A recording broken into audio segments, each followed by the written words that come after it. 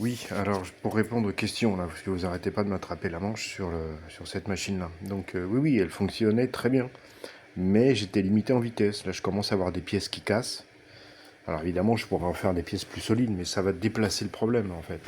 C'est-à-dire, je vais pouvoir tourner un peu plus vite, mais pas beaucoup plus vite. Ça reste du PLA, et donc pour faire une preuve de concept qui démontre le mécanisme de fonctionnement, je vais avoir besoin de tourner assez vite. Et je vais pas y arriver avec les moyens que j'ai là, je vais pas y arriver. Donc là, j'ai commencé de démonter la machine, l'autre que j'avais fait pour faire des tests. Le problème, c'est qu'elle était vraiment très très imparfaite et que le mécanisme ne fonctionnait pas en fait comme je le voulais parce que j'avais des butées. Là, il faut que j'augmente mon diamètre parce que j'avais des butées. Enfin bon, bref, il y a plein de trucs à faire. Donc là, je suis en train d'y travailler. Il faut que je refasse des pièces en PLA, enfin bon voilà quoi. Et parce que l'autre machine, enfin cette machine-là, si elle veut bien fonctionner comme celle-ci, pourra tourner naturellement plus vite.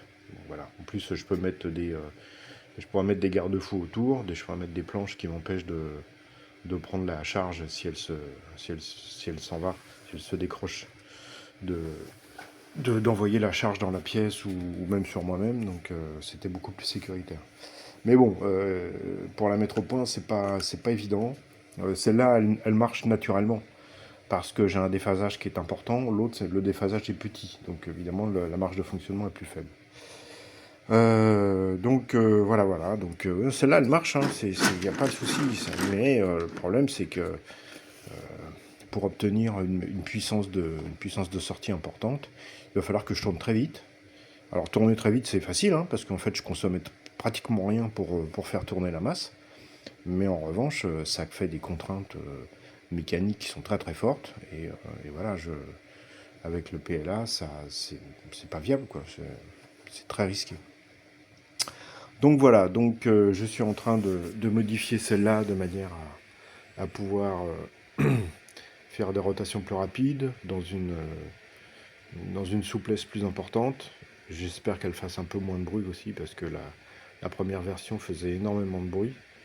Donc voilà.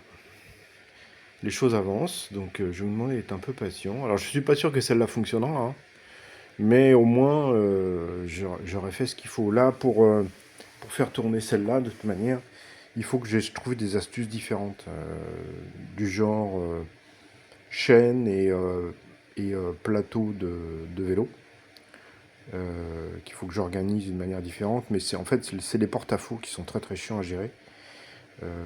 Dès que j'ai des porte-à-faux avec le PLA, ça se passe assez mal. Donc voilà, le problème est là.